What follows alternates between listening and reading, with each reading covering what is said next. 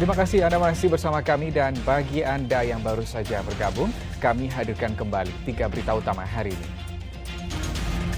Ketahuan selingkuh, seorang kepala desa di Kabupaten Ciamis dituntut warga untuk mundur.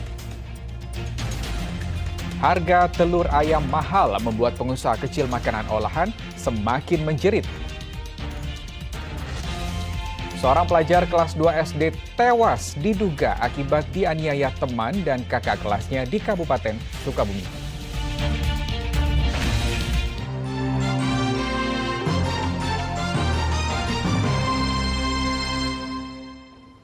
Jelang Hari Raya Idul Adha, pasar hewan mulai kebanjiran hewan kurban dari berbagai kota. Dinas Peternakan Kabupaten Tasikmalaya menerjunkan tim pemeriksa untuk mencegah masuknya hewan kurban yang menderita penyakit.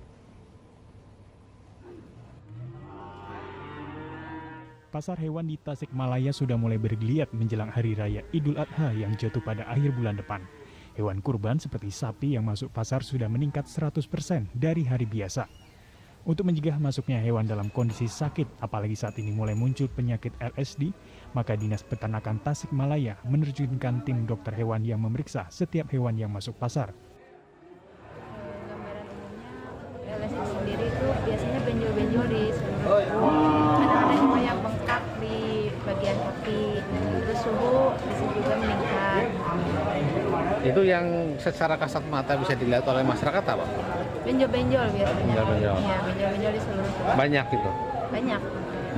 Menyebar. Menyebar. Itu sebenarnya boleh dikonsumsi nggak sih? Boleh dikonsumsi, cuma yang mungkin yang nanti. Cuman kalau udah parah biasanya udah nyampe daging. Itu dibuang aja.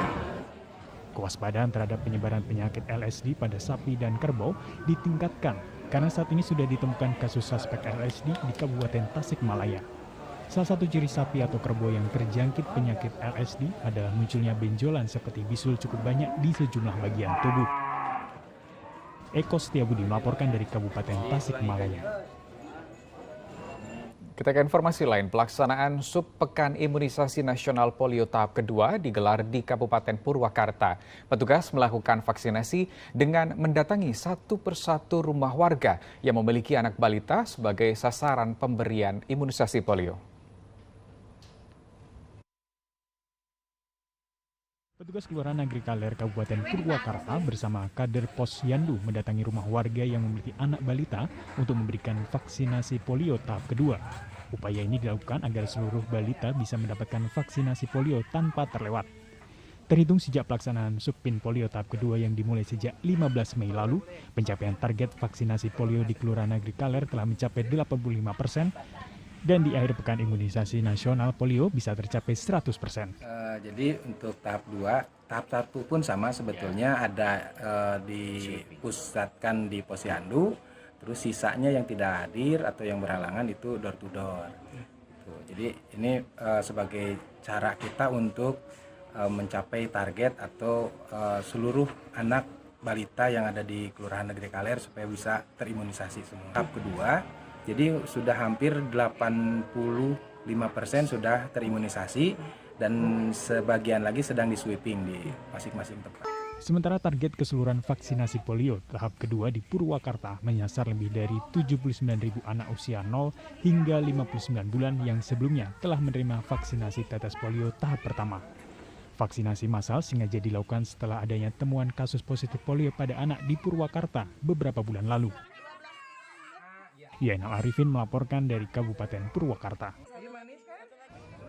Ya, diduga telah berselingkuh dengan salah seorang warga, ribuan masyarakat Desa Gunung Cupu, Kabupaten Ciamis mendatangi kantor desa dan mendesak kepala desa mundur.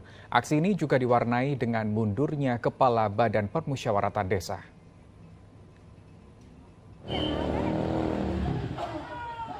Pekan lalu, warga desa Gunung Cepu, Kecamatan Sindang Kasih, Kabupaten Ciamis berunjuk rasa ke kantor kepala desa mereka dan mendesak Saiful Hidayat sebagai kepala desa untuk mundur. Desakan itu muncul karena sang kepala desa dianggap tidak bermoral karena selingkuh dengan warganya yang sudah punya suami. Sayangnya sang kepala desa tidak ada di kantornya, bahkan pintu ruang kerjanya ditutup dan terkunci. Tuntutannya mundur aja kepala desa, itu aja. Karena kode etika sebagai seorang kepala desa itu sudah bejat. Artinya yang kepala desa di sini lakukan adalah selingkuh dengan istri orang. Dan saya tidak akan menjelaskan keselingkuhannya itu. Udah aja, yang intinya moral seorang pemimpin itu sudah bejat. Pihak Kecamatan Sindang Kasing membenarkan terjadinya perselingkuhan, namun telah diselesaikan. Bahkan pelaku telah berdamai dengan suami korban. Namun terkait tuntutan warga, diserahkan kepada musyawarah desa lewat Badan Pemusyawaratan Desa. Betul Pak, jadi Kepala Desa menyampaikan bahwa yang disampaikan oleh yang bersangkutan, chat-chatan dan sebagainya, dan Kepala Desa sudah meminta maaf kepada suami korban dan sudah islah, berarti ada sesuatu yang terjadi, bahwa untuk tindak lanjut dari permasalahan ini sesuai kewenangan peraturan perundang-undangan yang ada menjadi kewenangan BPD dalam forum Musdes. Aksi massa ini sempat diwarnai mundurnya Ketua BPD karena dianggap tidak mampu memperjuangkan aspirasi masyarakat untuk melengsarkan kepala desa. Eko Setiabudi melaporkan dari Kabupaten Ciamis.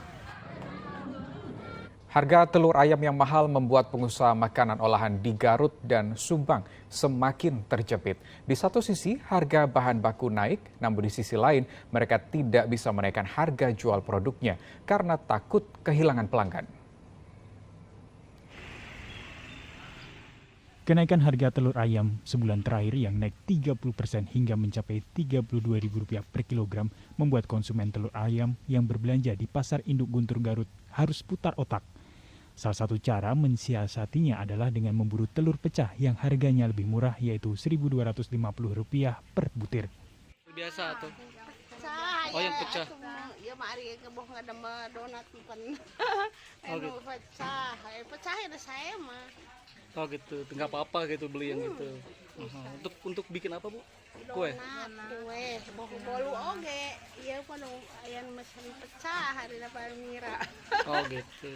Jadi lebih memilih ke situ gitu. Kalau kenaikan harga dipicu permintaan telur yang meningkat karena musim hajatan, sedangkan pengiriman telur dari peternak justru mengalami penurunan. Memang kebanyakan di tiap-tiap pedagang, terutama yang ada di Pasar Guntur, harga telur emang serempak sih naik. Yang tadinya kisaran 28.000, sekarang mencapai 32.000. 32 Pak? Iya. Nah, kalau informasinya kenaikannya kena apa Pak? Dampak apa Pak? Kebetulan permintaan banyak, barang sedikit. Barang sedikit? Ya. Dari peternaknya gitu Pak? Iya, dari peternaknya. Makanya harga naik. Melonjaknya harga telur ayam membuat peternakan ayam petelur milik Ade Sudirman di Kampung Nangewer, Desa Sukamuri, Kecamatan Cilawu, Garut, kewalahan memenuhi permintaan. Padahal peternakan ini memiliki lebih dari 1.600 ekor ayam petelur yang menghasilkan rata-rata 90 hingga 92 kg telur per hari. Ade bahkan harus mencari tambahan pasokan dari peternak lain. Kalau sekarang kan lagi kebutuhannya lagi banyak, yang hajatan, yang ya itu kan lagi permintaan pasarnya lagi meningkat gitu, nggak cukup malah. Oh malah nggak cukup Pak? Cukup. Oh gitu Pak. Terus gimana Pak untuk memenuhi itu Pak? Ya kadang saya beli dari luar gitu, dari luar daerah lah gitu. Peternak pun kini juga menjual langsung telur secara eceran dengan harga lebih murah Rp1.000 per kilogram dibanding harga telur di pasaran saat ini Rp32.000 per kilogram. Relatif murah sih harganya, soalnya kan kalau di pasaran harganya relatif tinggi ya gitu. Kalau di sini kan lebih murah karena dari pemiliknya sendiri gitu. Oke, jadi fresh langsung gitu ya. Langsung, gitu. Memang di sini kabarnya nggak langsung disimpan lama gitu, langsung dari kandang gitu? Iya gitu. Mahalnya harga telur ayam di Pantura Pamonukan, Subang dikeluhkan para pengusaha kue bolu yang kini nasibnya semakin sulit.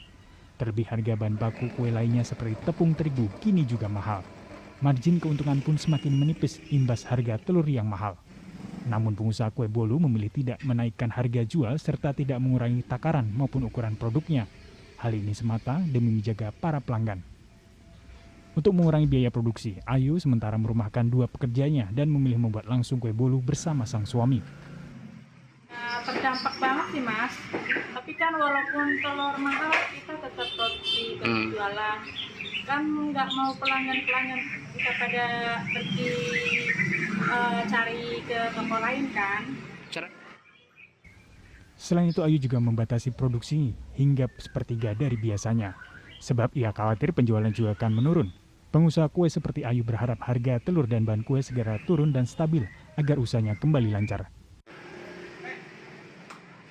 Eko Setiabudi dan Yainal Arifin melaporkan dari Kabupaten Garut dan Subang. Tidak hanya telur ayam, harga sayuran di Pantora Subang juga belum turun dan masih mahal. Masih tingginya harga sayuran diduga akibat pengaruh cuaca hingga pasokan dari petani yang mulai berkurang. Masih tingginya harga sayuran terpantau di Pasar Pamanukan, Subang. Komoditas cabai dan bawang merah terpantau masih mahal kendati mulai stabil. Harga bawang merah misalnya kini masih di kisaran Rp45.000 per kilogram. Sementara bawang putih dan bawang bombay mencapai Rp40 dan Rp48.000 per kilogram. Padahal bawang merah normalnya dijual di kisaran Rp30 hingga Rp32.000 per kilogram.